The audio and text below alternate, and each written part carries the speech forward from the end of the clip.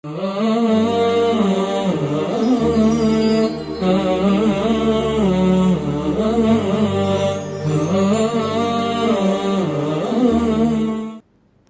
لله رب العالمين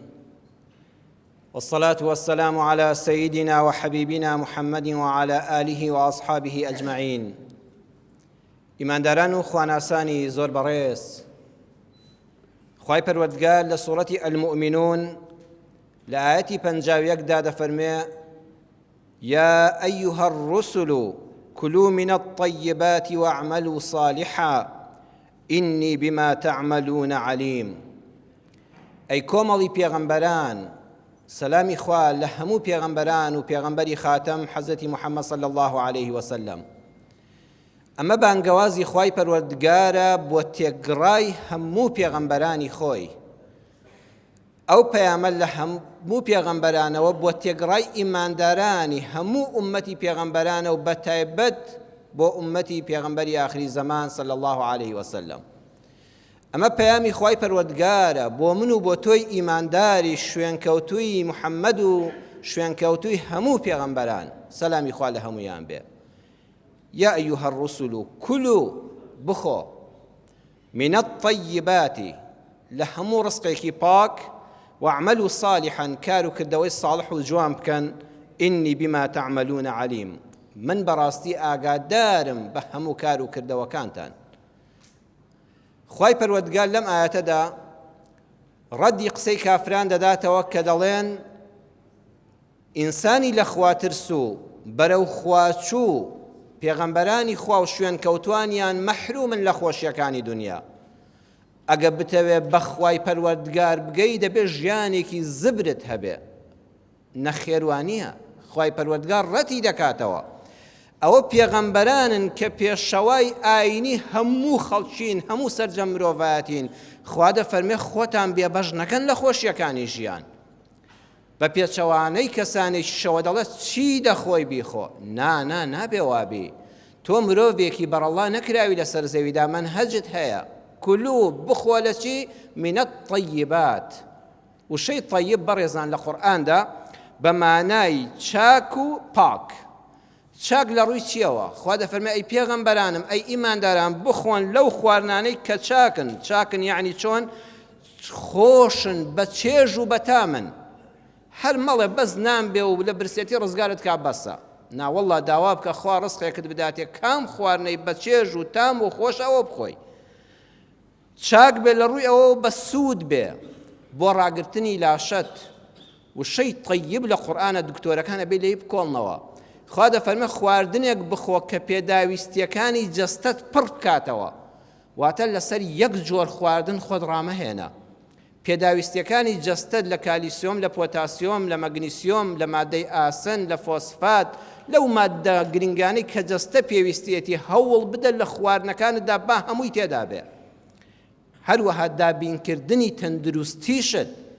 هەرمەخۆ بیر بکەوە تەندروستی من بەو خواردنە بەرەو کوێ دەڕوا و چی لێ دێ تەماشەی جەستەی خۆت و نەخۆشیەکانت بکە و خواردنەکانت هەڵبژێرە خوا دەفەرمێ ئەی پێغەمبەران ئەی ئیمانداران لە طەیبات بخۆن با ئەو خواردنەی کە خواردت لە ڕووی چاکیەتیەوە بەسوودترین و باشترین و تەندروستترین و پاکترین بێ هەروەها دووەمیان پاک بێ یەکەم یعنی حەڵاڵ بێ خواردنێک بێ شەرع حرامی نەکرد بێ لە ئەسڵی خۆیدا حەڵاڵ بێ هەشە جاری وایە خواردنەکە لە ئەسڵی خۆیدا حەڵاڵە بەڵام پیس کراوە خوا دەفەرمێ ئەوەشیان نەخۆی بۆ نمونە سەوزە و میوە لەگەڵ گۆشتی پەلەوەر و گۆشتی ئاژەڵ لە ئەسڵی شەرعە حەڵاڵە بەڵام ئەگە بە حەرام ئەو سەوزە و میوەیە ئاودرا بە ئاوی زێراب ئاودرا دوو لە ڕووی جەنابتان بە ئاوی پیس ئاودرا ئەی ئەگەر ئەو مریشکە بەڕیقنە بە خێوکرا جارێکیکە لەگەڵ عالەفەکەیە ئەی ئەگەر ئەو دابەستی ئاژەڵی مەڕ و بزن و مانگایە ڕۆنی ئەکسپایری وەکو ئێستا درایە و خواردنی کرا و دوای تۆ خواردت ئەزانی پێغەمبەری ئێمە صلی الله عليه وسلم ئەوەی ناوناوە ئەلجەلالە لە حەدیثا دەفەرمێ خۆشەویست صلی الله عليه وسلم فەرمووی هەر شتێک لە پەلەوەر و مریشک و ئەوانە تا ئاژەڵی گەورە بە خواردنی پیس و علەفی پیس و ئالیکی پیس قەڵەو کرا گۆشتەکەی نەخۆی تەنانەت سواری پشتی وڵاخەکەش مە بەگە حوشتر بوو بەکاری مەهێنە عەلەفی بدەیە خواردنی پاکی بدەیە ئاوی پاکی بدەیە هەتا پاک دەبێتەوە ماوەی چەند ڕۆژێک بۆ پەلەوەر ماوەی چەند مانگێک بۆ ئاژەڵی گەورە ئەمجا بیخۆ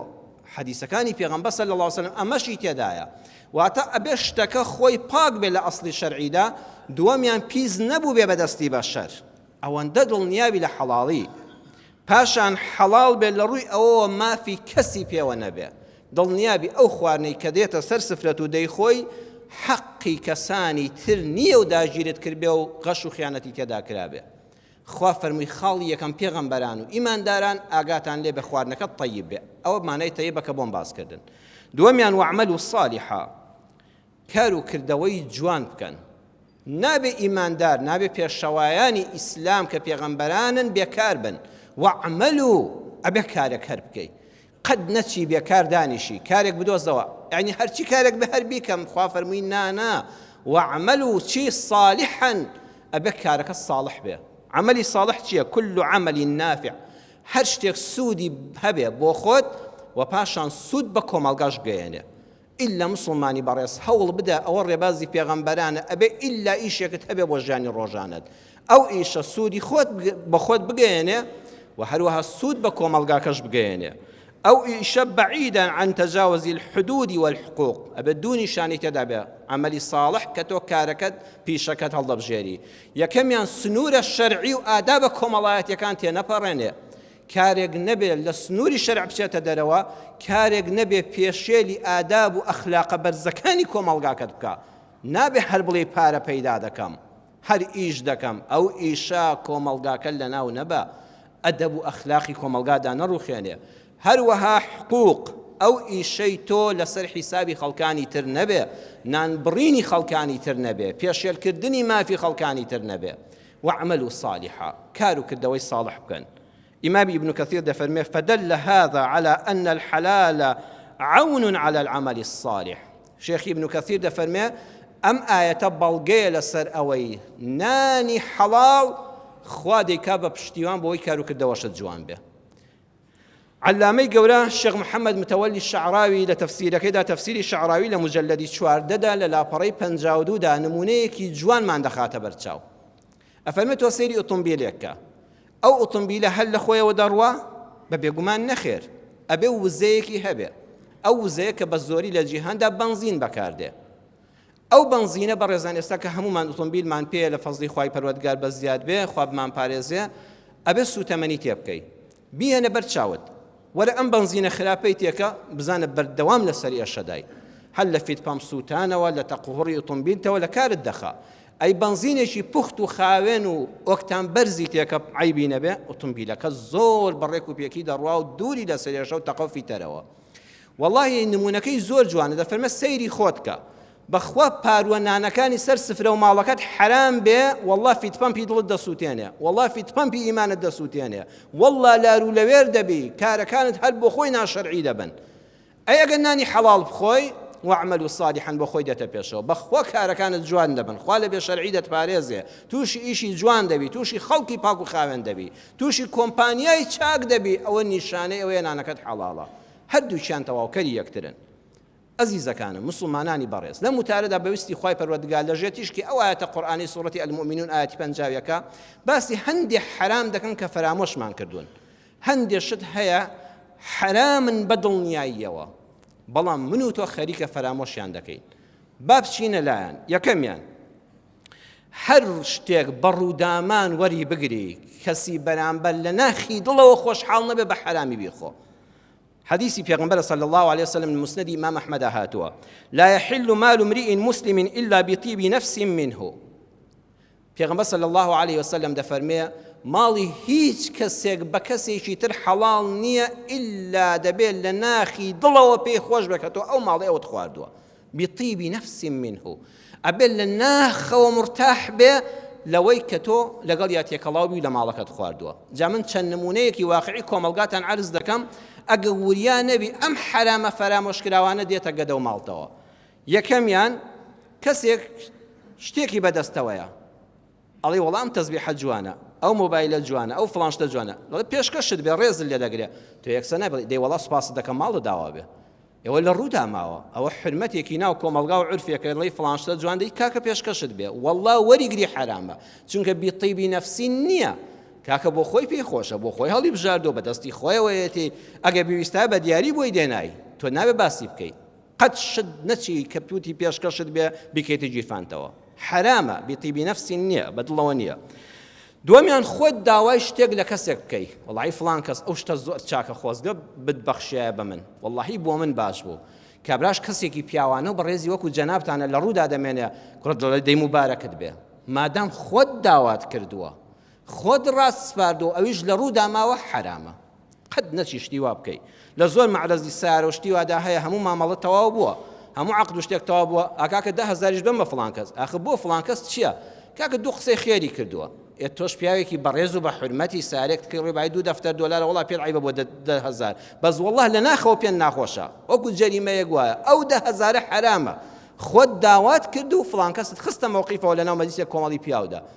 ئەگەر 5,000 بێ، ئەگەر 1,000 دیناریش بێ حرامە، چونکە خۆت داوات کرد و فڵان کەس پێی خۆش نییە. سێیەمیان وێر، کەسێک دەچێتە دوکانێکەوە، ئەچێتە مەطعەمێکەوە، ئەچێتە ناو ئۆتۆمبیلێکەوە، کابرای شۆفێر، کابرای دوکاندار، کابرای خاوەن چێشخانە ڕێزت لێ دەگرێت، دەکاکە بە عایدی خۆمامێ، دەتخوا لێی گەڕێ، وەڵا بدەی ماڵت داوا بێ بیخەیتەوە گیرفانتەوە، بەخوا حرامە. ئەوە کابرا لەو تەکسیار دەسەر شەقام دەسوڕێتەوە ڕۆژ تا ئێوارە بۆی چەند دینارێک پەیداکە داماوە. ئەو سایق پاسە بە هەمان شێوە، تۆ 4 نەفەر پارەندەدا سەرێکی فەوتا 2 نەفەر پارەندەدا پێوەی دیارە، با ڕێزی شل لێ بگرێ، با مامۆستای ئاینی بی، با مامۆستای قوتابخانە بی، با حاجی بی، با پیاو ماقوڵ بی، با جارێک ئیشێکی شت بۆ کردبێ. کابرا سیاری پێ لەو سەجادە دەتوانێت 10 کیلۆمەتر بتبا، بەس کە هاتە سەر شەقام بۆ کەسابەت نابێ قبوڵیکەی، بۆ کەسابەت هاتووە چاوەڕێی ڕەحمی خوایە و نەفەرێکە دەستی لێ ڕاگرێ. دوکاندارێکە دەچی بۆ لای، با پسکیتێکی منداڵەکەت بێ، ئەوانە زۆر دەکەوێت لەسەری وێ نابێ قبوڵکەی. هەرچی بڵێ عایدی خۆمە، هەموو پیشەگەرەکان لە خەیات و بەرگ دووریەکەوە تا ئاسنگەر و پیشەکانی تر ئیشێکی بۆ کردووی باوتی عایدی خۆشم بێ،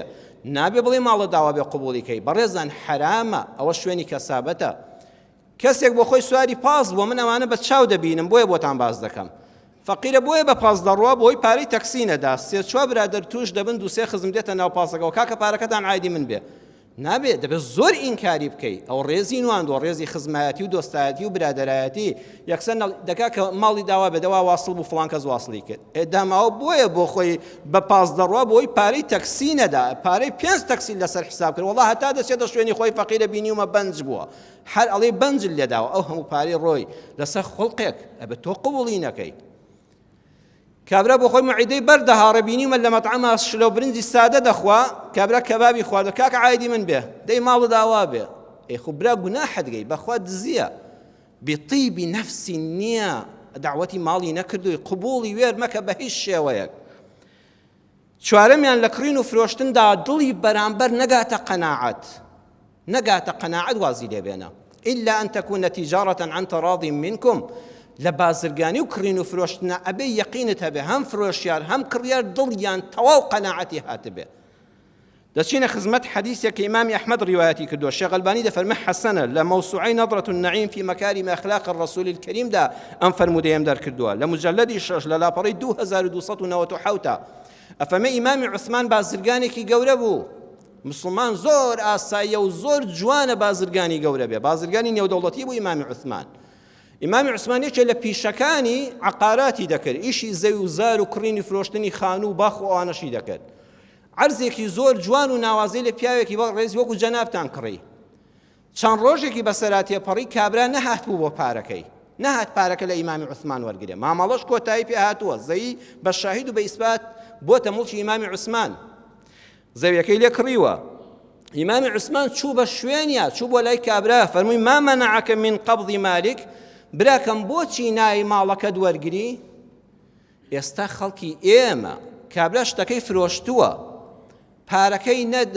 وەرنەگرتووە فەقیرە، کابرای کڕیار پارەکە مامەڵی تری پێوە دەکا، ئەچێ شتی تری پێ دەکڕێ، فەقیرە 10 جار تەلەفۆنی بۆ دەکا، ئەچێ بۆ لای کاکە پارەکەت نەدامێ، دەکا کەش سەبری ترم لێ بگرێ، تۆ پارەکەت بەدەستەوەیە حازرە، وەڵڵا 1 دقە دوای ئەوە مامەڵەکانی ترت هەمووی حرامە، مڵکی ئەو فرۆشیارەیە ئەبێ دەست بەجێ بڕۆی. ئیمامی عوسمان نەیفەرموو لە خوا بزێ بە کابرا جارە خوا دەکات لێی ناپرسێتەوە من ئیشم بازرگانیە پارە پەیدا دەکا. خۆی چوو بە شوێنیان فەرمووی براکەم بۆ ناوی پارەکەت وەرگری من لەو دەقەیەوە پارەکەم داناوە نابێت دەستکاری بکەم. لەو دەقەیەوە زەویەکەم لە تۆ کڕیوە پارەکە دانراوە ئەو پارەیە هی تۆیە من نابێت مامەڵەی پێوە بکەم. وتی وەڵڵاهی بڵێم چی؟ فەرمووی بۆ بڵێم چی؟ گومانت لە دڵایە. وتی کاکە من خەڵەتیان دراوم تۆ پیاوێکی بازرگان و شارەزای وەڵڵاهی منیش لە بازاڕە شارەزا نەبووم. فما ألقى من الناس أحدا إلا وهو يلومني توشي هر كز دبم دلم بأوان دفروشتوما دل قرب سر قربابا والله زياتري دكرت خو إمام عثمان دستي نبريوا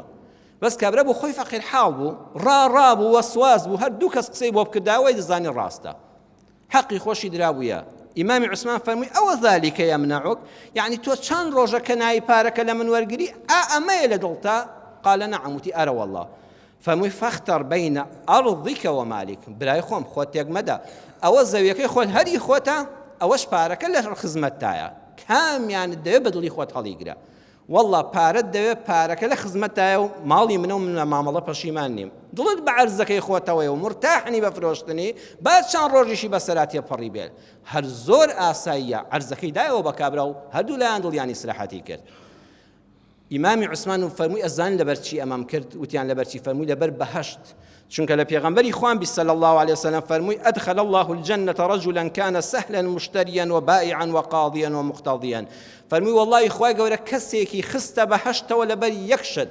ئەو پیاوە بازرگان بوو مامەڵەچی بوو بەڵام حتا بڵێ ئاسانکار و ڕۆخۆش و دڵپاک بوو کاتێشتی بفرۆشتایە کاتێشتی بکڕایە کاتێ قەرزی بدایە کە قەرزی وەردەگرتەوە بەڕاستی ئاسانکاری بۆ خەڵک دەکرد پیاوێک بوو فرت و فێڵ لە مامەڵەیدا نەبوو خوا خستیە بەهەشتەوە من خوا دەکا خوا بەهەشتم دەداتێ ئەمە فرسەتێکە پەشیمانی مادام دڵت قەناعەتی نەکردووە با بە شەرعیش ماڵم بێ هەر ئەدەمەوە کەواتە لە مامەڵە و کڕین و فرۆشتنە ئاگال لێ بێ بەڕێز دەکەم دڵی بەرامبەر قەناعەتی پێ بکرێ. پێغەمبەری خوا صلی الله عليه وسلم کاتێ لە هیجرەتی مبارەکیدا بۆ مەدینە لە نیوەڕۆیەکە کە قەت ئەو کاتانە نەدەچوو بۆ ماڵی فڵان کەس کە هاوڕێی نزیک و خۆشەویستترین کەسی ئیمامی ئەبوو بەکر و نەدەچوو بۆ ماڵانی تریش لە وەختی پشودانی نیوەڕۆدا ئەو کاتە چوو بۆ ماڵی ئیمامی ئەبوو بەکر چونکە کەس بە دەرەوە نەبوو لەبەر گەرمە. ئیمامی ئەبوو بەکر فەرمووی خێرە ئەی پێغەمبەری خوا صلی الله عليه وسلم فەرمووی خوا ڕێگەی کۆچکردنی بۆ مەدینە پێداوم فەرمووی دیارە من هاوڕێ ڕێگەتم فەرمووی بەڵێ وتی ئەی پێغەمبەری خوا دوو حیوانم ئامادە کردووە فەخذ بئەبی ئەنتە یا رەسوول الله ئیحدا ڕاحیلەتەیە هاتەینی دوو وڵاخی سواری چاکم ئامادە کردووە هەردووکیان هی خۆ من جەنابەت کامیان هەڵدەبژێری بۆ ئەم سەفەرە لە خزمەتتایە و پێشکەشت بێ. پیغمبر صلی الله علیه و سلم لحدیث بخاری دا صحیح بخاری هاتو ژمارەی فرموده 2263 قال بالثمن فەرمووی نابێ ئەبوو بەکر ئەبێ بە نرخی خۆی پارەکەم لێ وەرگریەوە ئەمجا قبوڵی دەکەم. ئیمامی ئەبوو بەکر ئینکاری نەکرد مادام دڵ دوای پێخۆشە ئەی پێغەمبەری خوا صلی الله علیه و سلم زۆر باشە مەڵە فڵان کەس زۆر هاوڕێمە کاکە لە بینی ئێمەدا ئەوە نییە مادام ماڵە و پارەیە دڵی بەرامبەر ڕازی کە پێغەمبەر صلی الله علیه و سلم تەواوی پارەکەی خۆیدا ئەمجا قبوڵی کرد سواری پشتی ئەو وڵاخە بێ و هیجرەتی لەسەر بکە لە پێناوی خوای پەروەردگاردا. پێنجەمیان چەرەس و میوەخۆر کەسێ دەچێتە دوکانەوە من ئەمانە دوکاندار هەموو جا پێم دەڵێن مامۆستا وەڵڵی فڵان کەس دێ فستق برانە بای 16000 15000 چنگێکی پیا دەکا ڕوبعێکی دەکڕێ ڕوبعێک شلا دەخوا پێم عیبە دەستی بگرم دوای لە کامیرەوە سەیری یەکەمەوە برام لەوە دەخۆی و شتێکی خراپە بەخوا یەک دەنکە فستق حرامە یەک گوڵە بە ڕۆژە حرامە بیکڕە دوای بچۆ بە ئیسراحەتی خۆت بیخۆ میوە قەیسێک دەخاتە دەمیەوە هەڵژەیەک دەخاتە دەمیەوە و دەست دەجێڕێبەوە ئەوانم هەموو بینیوە واللهی براکەم حرامە فەرامۆشی مەکە فێڵ لە خۆت مەکە کابرا پێی ناخۆشە لە دڵەوە پێی ناخۆشە دوایان باسی دەکا ئەوە حرامە خۆتی لە پارێزە. شەشەمیان چوونە ماڵێک کە لە دڵەوە کابرا خۆشحاڵ نەبێ ببوونت لەو ماڵەدا یا ئەیها الذین ئامنوا بۆ تۆی ئیماندارە لا تدخلوا بيوتا غير بيوتكم حتى تستأنسوا وتسلموا على أهلها. سورة النور نور سورة روناكي بۆ ژیانمان ڕووناک بێ ئەگەر ئیمانداری ئەمە جێبەجێکە مەچۆ ماڵی هیچ کەسێکەوە با براکەت بێ با خوشکەکەت بێ با باوکت بێ ئەگەر لێی جابوویتەوە چونکە تازە ماڵی تۆ نییە مەچۆ هیچ ماڵێکەوە دۆست و برادری نزیکت بێ حتى تستأنسوا. سەیری وردی قورئان کەن کتێبێکی زۆر ناوازە هەیە لە طائف قورئانیە دکتۆر سەلاح عەبدولفەتاح الخالیدی نووسیوێتی لە لاپەڕەی 97 بۆ 99 دا بە وردی بخوێندنەوە زۆر جوان ئەم بابەتیشی کردوێتەوە. دەفەرمێن نافەرمێ خوا نافەرمێ حەتا تەستەئزینوا حتى ئیزن وەردەگرن. تەلەفۆنێکت وەکم کاکە مەجاڵتان هەیە بین بۆ ماڵی ئێوە میوانتان بین؟ ئەوە نا، حتى تەستەئنیسوا حتى لە ناخی دڵەوە یەقینت هەبێ کە فڵان کەس پێی خۆشە.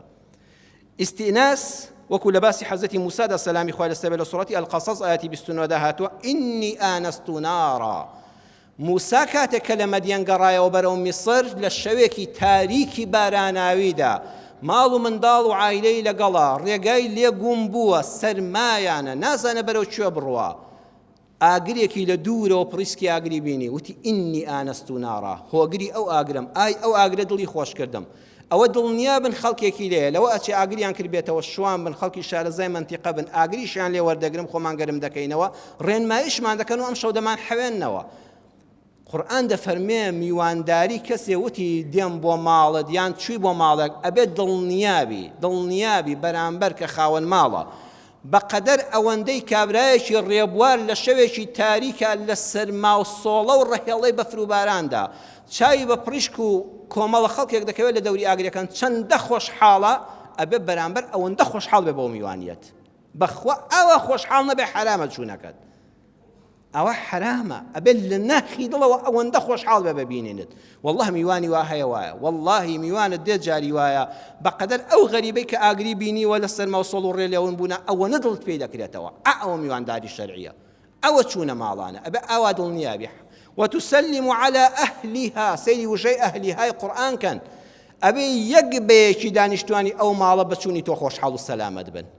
نافرمي هر بياوكا كمال مالي خوما جنسيا منالسيا حد ينسيا نا والله إبلا منالك تا كركا تلبكا تا كشكا تا جنكا تا بياوكا تا همو دانشتواني أو خزانة بومي وانداري تو خوش حال بن والله تلبها بو تويتي مام وستا شوي امتحان بو فيزياء امتحان بو والله قرياو مكابرة تا دوانزي شو مالماني بزيانه يشتوا لخانويك يبشوكا امتحانك إلا دزدام خوي وجنو من دال ديدا دنيشي بإسراحات والله أو شوت ولا مالي حرام دانشتوي چونك أو كرة سعيها بو فقيرة امتحانك تشار نص سوتان ظن تلفونم كدو كاكا خلق يما بي عيب الله دبل لنا خو بزاني نبوي تأركي مادي لسري نبوویتە ئەرچی کات کوشتن لەسەری نەبوویتە مای ئاژاوی خێزانی کابرا پێی خۆشە ژنەکەی میواندۆز نییە ژنەکە میواندۆستە کابرا بۆ خۆی ڕەزیل و قورچۆکە کوڕکچەکانی کاکە لەبەر فەیسبوک وانە حەز ناکەن کەس بچێتە ماڵێن ئاژاوە دروست دەبێت ئەبێ یەقینت هەبێ ئەمانە ڕوونادا ئەمجا بڕۆ بۆ سەردان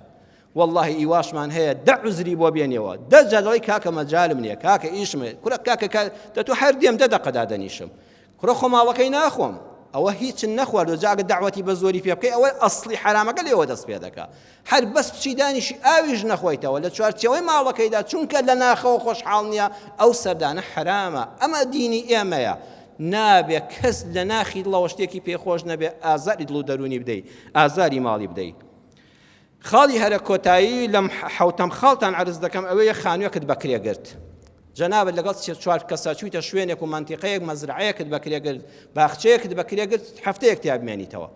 لەناو ئەو مەزرعەیەدا لەناو ئەو خانووەکرێدا درەختی بەرداری تێدایە تۆ لە عەقدەکەیان نەنووسیوە من دارەکانیشم لە تۆ کڕیوە بەکرێگرتووە بەرهەمەکەی دەخۆم والله نابێت دەست بۆ شتێک بەری لەو باخەدا تۆ بەس ئیستیفادە لە خانووەکە و لە مەزرعەکە و لە شوێنی حەوانەوەکە بکەیت ئەوەی تری مادام کابرا پرست پێ نەکردو یان لە ڕوودامان نەبێ قەیچێکا بیخۆ هەر ئەوە بۆ لە دەنگی لە تۆنی دەنگی دیارە پێی ناخۆشە نابێت دەستی بۆ بەری زانای پایەبەرزی ئیسلام شێخ ئەمجەد زەهاوی خانوویەک بەکرێ دەگرێ دارخورمایەک تێدا دەبێت لە شاری بەغا زانای پایەبەرز شێخ ئەمجەد زەهاوی بە مناڵەکانی دڵێت دەستکاری یەک دەن کە خورمای ئەو دارە نەکەن لەناو حەوشەی ئەم خانووە بەکرێیەدا کاتێک کە هەموو میوەکە پێدەگا هەموو خورماکە دەڕنێ و لێی دەکاتەوە دەیکاتە حەلەکەی گەورەوە و حەماڵ دەگرێ و بۆ ماڵی خاوەن خوردارەکەی دەنێرێتەوە خاوەنی خانووەکە ئەڵڵا قوربان عەزیەتیش کێشا بۆ نارتەوە فەرمووی ئێمە لە عەقدی کرێگرتنەکە باسی ئەوە نەکراوە بەرهەمی دار خورمای ناو حەوشەکەشم بۆ خۆم بێ ئەو دارە بە من حرامە یەک دەنکە خورمای خاوەنەکەی دەبێ بیخۆ ئەمە حەوت فەرامۆشکراوە بوون کە بەداخەوە زۆر بەمان وریانە بین تووشی دەبین بەخوا کە حرامت خوار ئیمانت دەکەوێتە لەرزینەوە وەڵای کەسایەتیت پێی ناشرین دەبێ، بەخوا سەرت پێی دێتە خوارەوە، عیزەتت پێیدا دەبەزێ، خۆتت لەبەر چاو سووک دەبێ. ئەگە بە پێچەوانەوە ئەمانە نەکەی، ئیمانت سەلامەتە، عیزەتی نەفست هەیە، سەرت بەرزە لە کۆمەڵگادا، حەز بە مرتاحی دەرونی دەکەی، ماڵ و منداڵت فێری حەڵاڵ خۆری دەبێ و هەمووشمان داوا بکەین لە خوا یا ڕەبی خوا ڕەحممان پێ بکەی. پەروەردگارە لە هەموو حرامێ خوا بمان پارێزی، یا ڕەبی خوا ئەوەندەمان ڕزق و ڕۆزی و ئیشی حەڵاڵ پێ ببەخشی کە پێویستیمان چاومان لەسەر هیچ جۆرە حرامێک نەبێ. یا شافی یا الله شیفا تەنها لە لای تۆیە و بەدەستی تۆیە، ئەوانەی نەخۆشن شیفایان بدەی، خوای ئەوانەی نەخۆشن شیفایان بدەی، ڕەحم بە حاڵی هەموو لایەکمان بکەی، عاقبەتمان خێرکەی. ئامین ئامین والحەمد لله رب العالمین.